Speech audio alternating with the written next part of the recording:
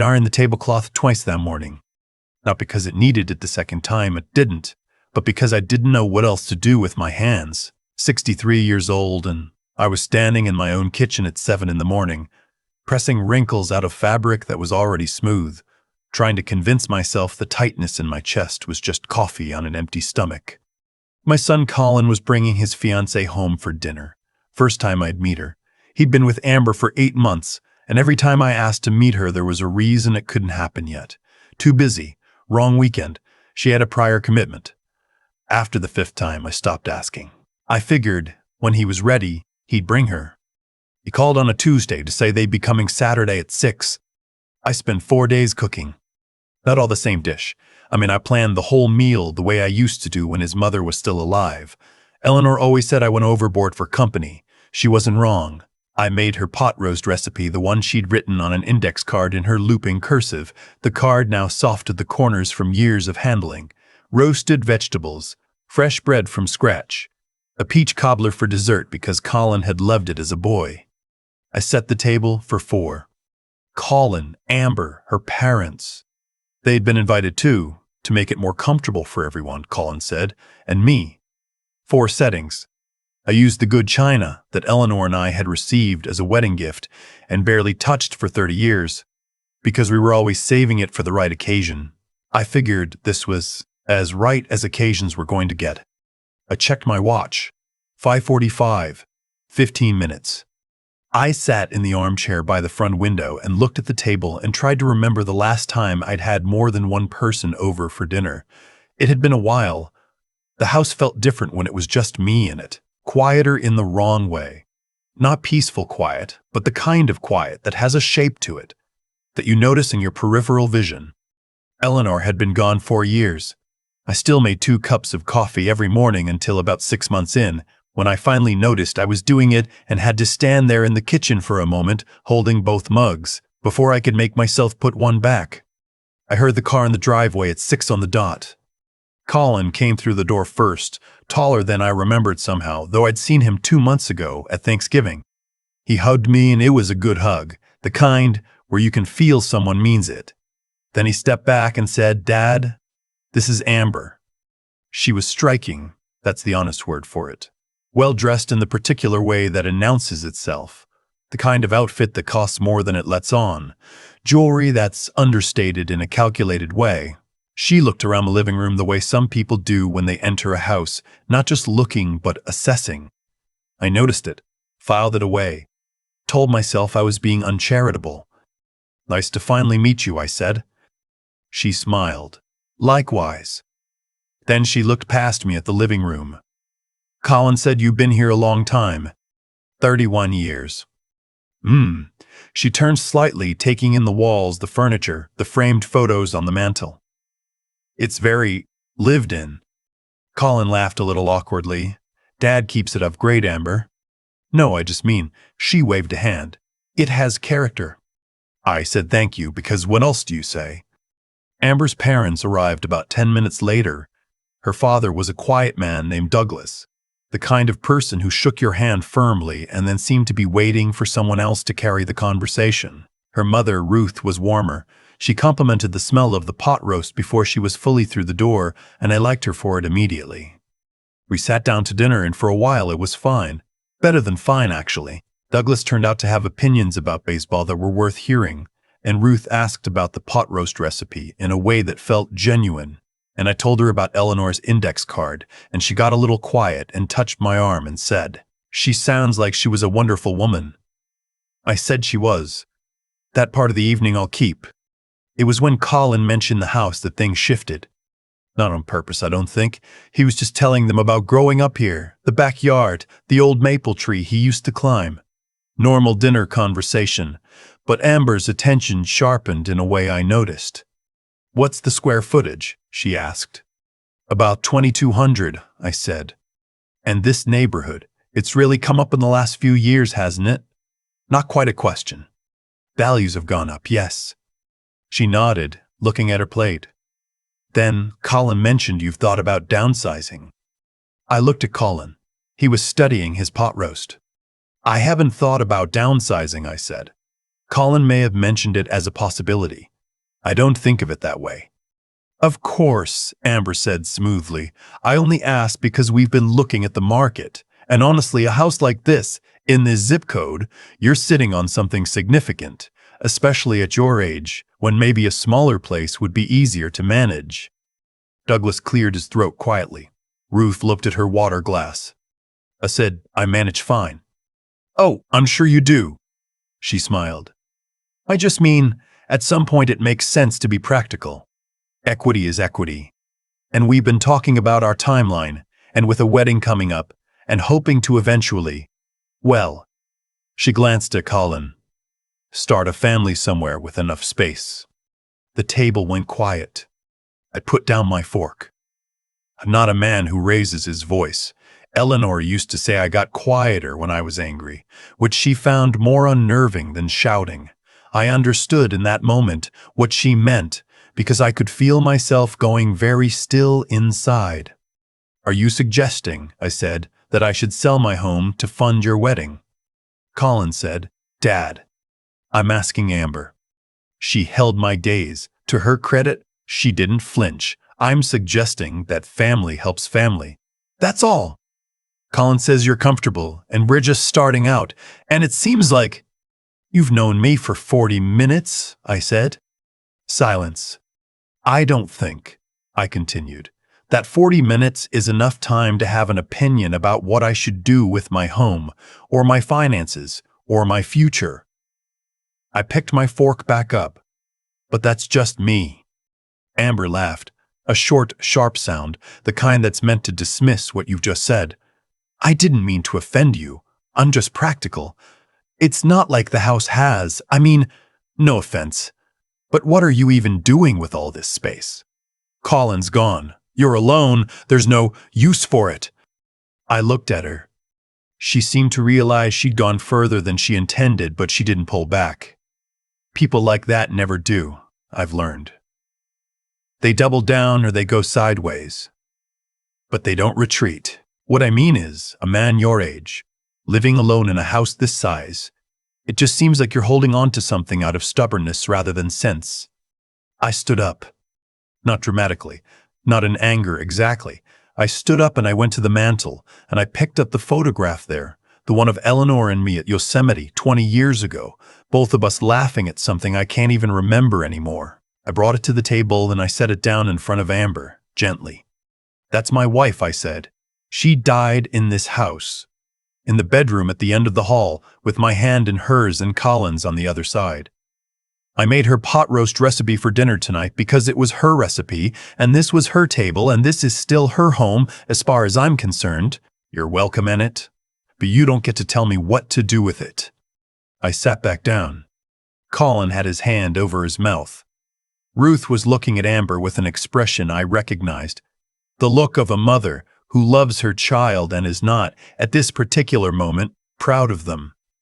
Amber said nothing for a long moment, then quietly, I'm sorry. I shouldn't have said it like that. No, I agreed. You shouldn't have. We finished dinner in a more subdued way. The conversation moved to safer ground. Douglas's work, their neighborhood, a trip Colin and Amber had taken the previous summer. I was pleasant. I wasn't warm, but I was pleasant, and I think that was the best I could manage. After dessert, I told Colin I needed to speak with him privately for a moment, and we went out to the back porch. It was a cold night, the kind where you can see your breath, and neither of us had grabbed a jacket. I like her, I said. I want you to know that. I think she's sharp and she's driven and she clearly cares about building a life. Those are good things. Colin let out a breath. But I need you to understand something. I looked out at the dark yard, at the maple tree, bare now in November. I'm not a resource. I'm not an asset on a balance sheet. I'm your father, and if she's going to be your wife, she needs to understand that, because I will not spend the rest of my life feeling like a line item. He said, Dad, she didn't mean. I know what she meant. I turned to look at him. Do you? He was quiet for a moment. Then, she's not like that. Not usually. She gets anxious about money, about the future. It comes out wrong sometimes. That's for the two of you to work through, I said. I'm telling you where I stand. My home is my home. My savings are my savings. I'm happy to be generous when generosity feels like love and not like a transaction. But the conversation at that table tonight was not generosity. That was assessment. Colin nodded slowly. I put my hand on his shoulder. I love you. I want this to work. I'm on your side. I gave his shoulder a squeeze. But I'm also on mine. We went back inside, and I served the peach cobbler. The following Monday, I called my attorney. His name is Warren, and I've known him for 20 years, long enough that he didn't ask me a lot of questions when I told him I wanted to review my will and look at the options for putting the house in a trust. He just said, "Good thinking," and we set up an appointment for Wednesday. I also called my financial advisor and asked her to walk me through my accounts and make sure everything was properly structured. I didn't tell either of them what had prompted it. I didn't need to. I just knew that whatever happened next, whether Colin and Amber married, whether they thrived, whether things got better or worse between us, I needed to have my affairs in order, not out of spite, out of clarity. There's a difference. Colin called me that Wednesday evening while I was driving home from Warren's office. I talked to her, he said, at length. Good. She's embarrassed. She wants you to know that. She can tell me herself if she wants to. He paused. She asked if we could have dinner again sometime, just the three of us, start over. I thought about it for a moment, about the table with the good china, about Eleanor's index card, about the photograph I put back on the mantel. Sure, I said, tell her I'll make the pot roast again. He laughed. It sounded relieved. She'll like that. I don't need her to like it, I said. I just need her to know the invitation is real. The second dinner happened 3 weeks later. Just the three of us, like Colin had said. Amber arrived with flowers. Yellow tulips, which I don't think she could have known were Eleanor's favorite, but there they were. She handed them to me at the door and said, I owe you an apology, not the quick kind, the real kind. I let her in and put the tulips in a vase on the kitchen counter, where I could see them from the stove. We sat down and she apologized. It took a while, and it was specific. She named the things she'd said, not just offered a vague, I'm sorry if I offended you. That mattered to me. Vague apologies are for people who want the feeling of resolution without the weight of accountability. I accepted it. Dinner was quieter than the first one, more honest somehow. Amber asked me about my work. I'd spent 28 years as a structural engineer before retiring, mostly bridges, a fair amount of it for state contracts in the Northeast. She asked good questions. I could tell she was genuinely curious, or at least making a genuine effort, and at some point the effort started to feel like the real thing. Toward the end of the evening, she said, Colin told me you worked on the Millbridge overpass, out on Route 9. I was part of the team, yes, late 90s. She was quiet for a moment. When I was 11, she said slowly, I was in a car accident on that overpass. A truck lost control in the ice. It hit the guardrail and the rail held. My mother was driving. The doctors told her later that if the barrier had failed, we'd have gone off the side. She looked at her hands. I've driven over that overpass probably 100 times since. I never knew who built it. I looked at her. She looked up. Colin showed me the project records. You were the lead on the barrier system. The kitchen was very quiet. I thought about the Millbridge project. I thought about arguing with the state over barrier specifications, pushing for a higher load rating than the contract required. The project manager telling me I was gold-plating it and me saying I didn't care. I thought about how engineers don't usually get to know what their work protects. You build it, you walk away, and it either holds or it doesn't, and you rarely find out which. That barrier was over spec, I said finally. I pushed for it. Nobody wanted to pay for it. Amber nodded. Her eyes were bright. I'm glad you pushed, she said. I looked at the tulips on the counter. Yellow, same as Eleanor always bought. There's something strange about a moment when the past and the present suddenly fold into each other. When you realize that a decision you made 25 years ago in a conference room arguing about load tolerances puts you in the same room as the woman who's going to marry your son. I don't know what you call that. I'm not a religious man particularly, but I'm not arrogant enough to call it coincidence either. I refilled her coffee without asking. She wrapped both hands around the mug and said, I want to do better, as someone in your family. I mean that. I know you do, I said. And I believed her. Not because I'm naive. At 63, I've lost that particular luxury, but because I've learned to tell the difference between people performing sincerity and people frightened of their own worst impulses. Amber had come to dinner with yellow tulips and a real apology in the name of a bridge I built before she was grown. That's not performance, that's someone trying. Colin reached across the table and put his hand over mine for a second. He didn't say anything. He didn't have to. After they left, I stood at the kitchen sink and washed the dishes by hand. The way I always do. The way Eleanor and I always did together. Her washing, me drying, talking about whatever the day had held. I washed and I dried and I put everything back in the cabinet. The good china back in the cabinet because I've decided I'm going to use it more. Life is short enough. The right occasion isn't some future moment. The right occasion is the one you're in. I dried my hands and I turned off the kitchen light and I stood for a moment in the dark, just standing. Then I went to bed, and for the first time in a while, I slept well. I've been thinking about that bridge a lot lately. Not the engineering of it, the load ratings, the barrier specs, the arguments in that conference room back in 1998. I've thought about all of that enough over the years. What I keep coming back to is the fact that I never expected to know. That's the nature of the work. You build something, you walk away, and it either holds or it doesn't, and most of the time you never find out which. You do the right thing in the room where the decision is being made, and then you let it go. I think that's true of most of the important things in life. When Amber sat at my table and told me about the accident, about the guardrail holding, about her mother's hands on the wheel, about driving that overpass 100 times without knowing, I didn't feel vindicated. That's the word people might expect. Vindicated. Like the story had resolved itself neatly into a lesson about karma. But it didn't feel like that. It felt quieter than that. It felt like being handed something you hadn't known you were missing. What I've come to understand is that the choices that matter most are the ones nobody's watching you make. The project manager wanted to cut costs on that barrier. It was easier to agree. It was cheaper. It was defensible. And I said no.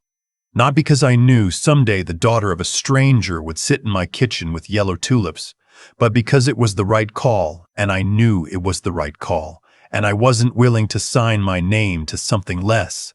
That's not heroism. That's just deciding who you are when it costs you something. The same was true the night I stood up from that dinner table and picked up Eleanor's photograph. Nobody was grading me on that. Colin wasn't going to reward me for it. Amber certainly wasn't. But I knew what I was and what I wasn't. And I wasn't going to sit in my own home at 63 years old and be made to feel like a problem to be solved. Knowing that, holding on to it clearly even when someone is working hard to make you doubt it, that's not stubbornness. That's the kind of intelligence that doesn't come from books. It comes from paying attention to your own life long enough to understand what's actually true about it. And then there's Colin. I could have handled that porch conversation differently. I could have been harder. I had the right to be harder. But I've learned, slowly, over decades, the way you learn things that matter. That being right isn't the same as being wise. Wisdom is knowing what you want the outcome to be and working backward from there. I wanted my son. I wanted a relationship with the woman he loves. I wanted to leave room for people to be better than their worst moments. So I said what I needed to say and I left the door open. And I went back inside and I served the cobbler. That's the whole of it, really. Do the work well when nobody's watching. Know your own worth when someone tries to diminish it. And stay in the room long enough for people to find their way back to you. The tulips are still on my counter. They've started to turn at the edges the way yellow flowers do. I should probably throw them out. I keep not doing it,